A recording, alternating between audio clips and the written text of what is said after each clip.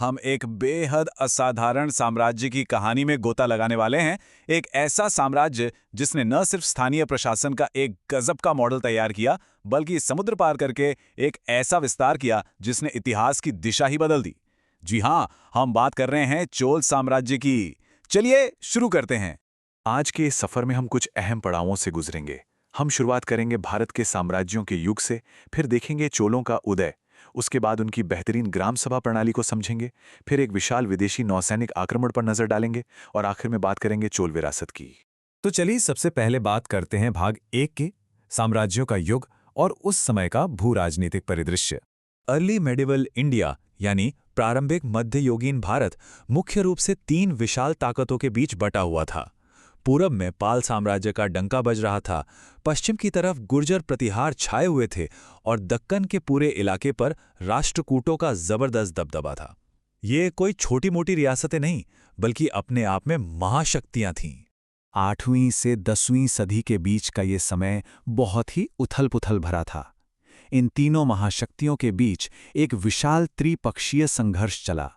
उत्तर और मध्य भारत का माहौल इस समय बेहद तनावपूर्ण था। लेकिन मजे की बात यह है कि जब ये आपस में उलझे हुए थे, तब असली तूफान कहीं और ही आकार ले रहा था। और यहीं से शुरुआत होती है हमारे दूसरे भाग की, चोलों का उदय और एक नई दक्षिणी महाशक्ति का जन्म। पल्लवों के साए से निकलकर कावेरी नदी घाटी में एक नई ताकत शांति से खुद को संगठित कर रही थी।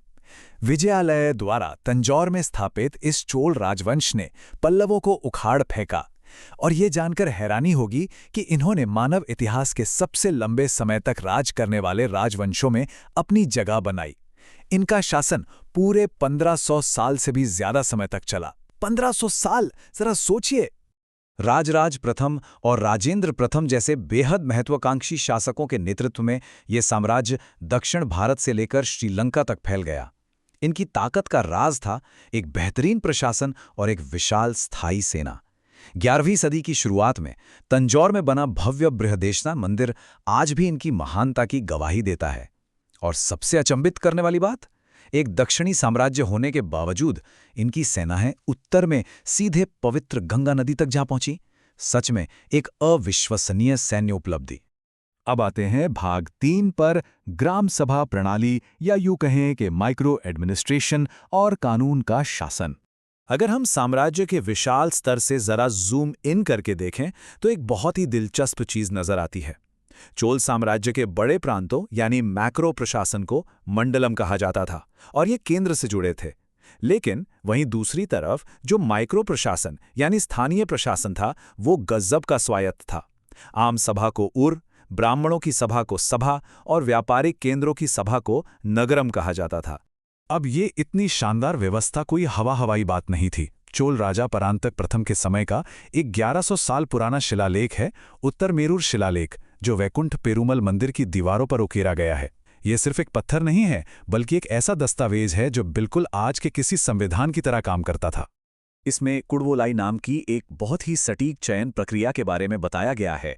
30 वार्डों से प्रतिनिधियों को चुनने के लिए एक शानदार लॉटरी प्रणाली थी।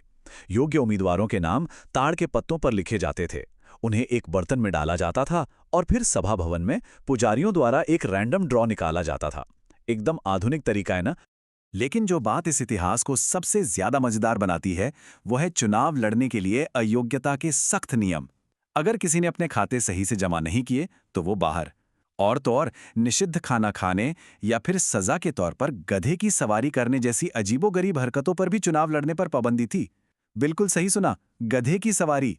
हालांकि इसे हम आज का पूरी तरह से आधुनिक लोकतंत्र नहीं कह सकते, क्योंकि यह मुख्य रूप से जमीन वाले ब्राह्मण कुलीनों तक ही सीमित था। लेकिन फिर भी ये एक बेहद निष्पक्ष प्रणाली थी। एक ऐसे समय में जब राजाओं की मर्जी ही कानून हुआ करती थी, ये शिलालेख साबित करता है कि चोल साम्राज्य में सीमित शक्तियों और कार्यकाल वाले एक सख्त संवैधानिक कानून का पालन किया जाता था। अपने घर में इतना व्यवस्थित शासन कायम करने के बाद अब कहानी का रुख बदलता है और हम आते हैं भाग 4 पर, श्रीविजय नौसैनिक आक्रमण। समुद्र पार एक ऐसा हमला जिसने सबको अचंभे में डाल दिया।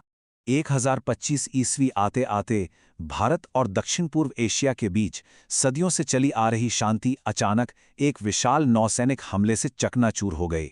अब सवाल ये उठता है कि एक खुशहाल और मुख्य रूप से खेती पर निर्भर साम्राज्य अचानक समंदर पार करके इतना बड़ा हमला क्यों करेगा? जवाब है अर्थशास्त्र यानी इकोनॉमिक्स। श्रीविजय साम्राज्य ने मलक्का और सुंडा जलडमरू मध्य जैसे बेहद अहम समुद्री रास्तों पर अपना कब्जा जमा लिया था। उन्होंने व्यापार पर एक तरह का एकाधिकार या मोनोपोली बना ली थी और इससे उन विशाल चोल व्यापारी संघों के लिए बड़ा खतरा पैदा हो गया था, जो चीन तक अपना माल पहुंचाना चाहते थे। चोल नौसेना की चाल किसी मास्टर स्ट्रोक से कम नहीं थी। उन्होंने एक जबरदस्त सरप्राइज अटैक का प्लान बनाया। सुमात्रा के पश्चिमी तट पर बारूस में रुकने के बाद चोल बेड़े ने मलक्का स्ट्रीट में तैनात श्री विजय की नौसेना को पूरी तरह से चकमा दे दिया और फिर सुंडा जलडमरू मध्य के रास्ते, जहां कोई सुरक्षा नहीं थी, सीधे दक्षिण से राजधानी पर धावा बोल दिया। ये हमला कोई लंबा कब्जा जमाने के लिए नहीं था। ये पूरी तरह से एक शॉक एंड ऑ स्ट्राइक थी, जिसका मकसद तेजी से लूटना और खौफ पैदा करना था।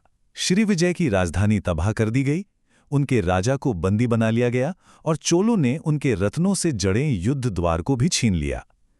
इस एक झटके ने श्री विजय का समुद्री दबदबा तोड़ दिया और अगले 100 सालों तक इस पूरे इलाके में तमिल व्यापार संघों का डंका बजने लगा। और अब हम पहुंच गए हैं इस एक्सप्लेनर के आखिरी हिस्से यानी भाग 5 पर, चोल विरासत, कला, व्यापार और इसकी जटिलता। 13वीं सदी में पांड्य साम्राज्य द्वारा उखाड़े जाने से पहले चोलों ने जो विरासत छोड़ी वो सच में अकल्पनीय है।